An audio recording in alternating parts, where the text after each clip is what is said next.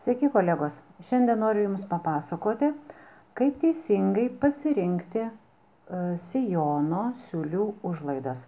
Paėmiau keletą turbūt dažniausiai siuvamų modelių, tai yra klasikinis sijonas, tiesus pieštukas su uždėtiniu skeltuku nugaroj, platėjantis sijonas ir stipriai išplatintas į apačią sijonas arba dar kitaip pusiau saulės kliošas arba gali būti saulės kliošas. Čia yra nugaros ir priekio lekalai. Dabar surašysiu Jums ir paaiškinsiu, kodėl rekomenduoju būtent tokias susiuvimo siūlių užlaidas. Pradėkim nuo šoninės siūlės. Nugaros lekale, šoninėje siūlėje rekomenduočiau Jums imti siūlių užlaidą nuo 1 iki 1,5 cm. Kodėl dabar taip skirtingai?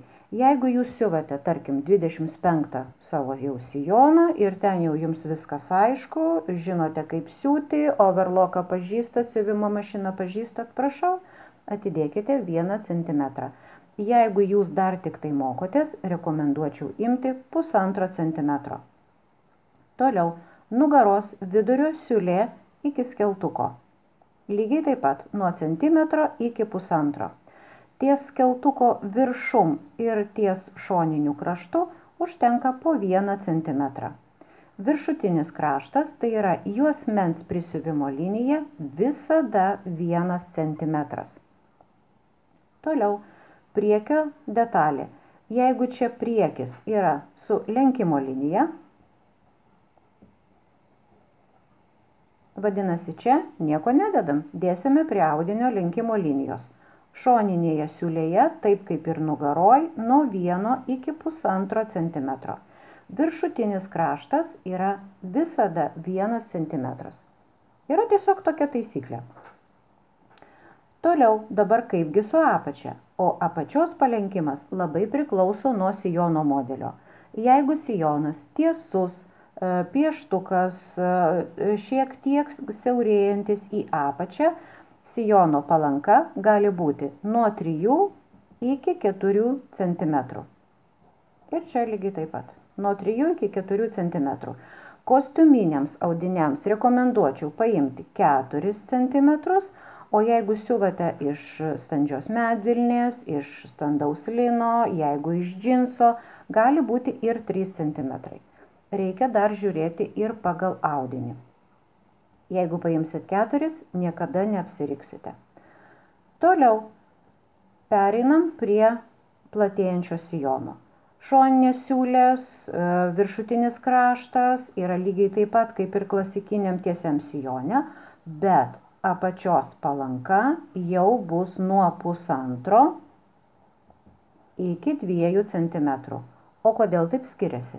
O todėl, kad sijono apačia jau išplatėja ir palenkti 3, o tuo labiau 4 cm ne visada pavyks.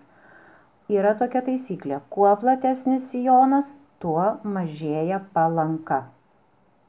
Jeigu tai yra tik tai šiek tiek išplatintas sijonas į apačią, galite atidėti 2 cm, jeigu yra A siluetas, jau turbūt reikėtų atidėti tik tai 1,5 cm apačioj palanką. Toliau pereinam prie pusiau saulės arba saulės kirpimo sijono. Su šonai, su viršutiniu kraštu, prie juosmens viskas tas pats, ta pati istorija. O apačia čia jau bus taip, nuo 0,7 cm iki 1 cm.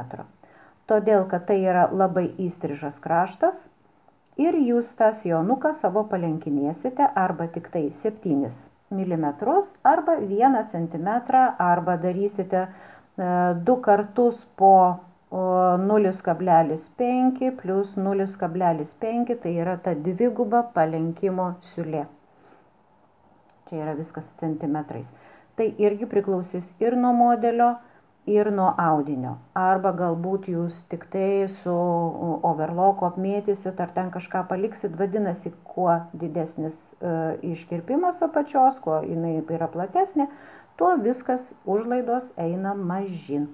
Taip, o va čia va tas pusiau kreivas makaronas, tai aš taip bandžiau nupiešti juosmenį.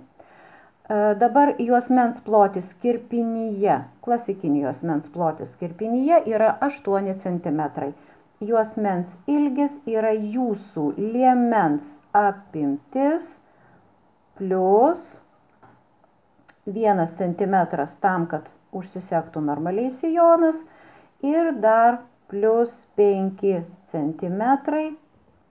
Tai bus jūsų visas juosmens ilgis su visom reikiamom užlaidom.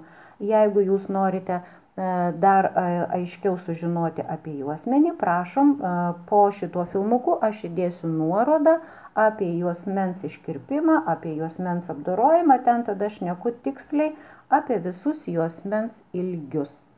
Taigi, tiek šiandienai trumpai, drūtai apie siuvimo visas užlaidas dažniausiai pasitaikančiuose sijonukuose, dažniausiai siuvančiuose. Jeigu turite kažkokių tai klausimų, prašom parašykit man į komentarus, pasistengsiu jums atsakyti.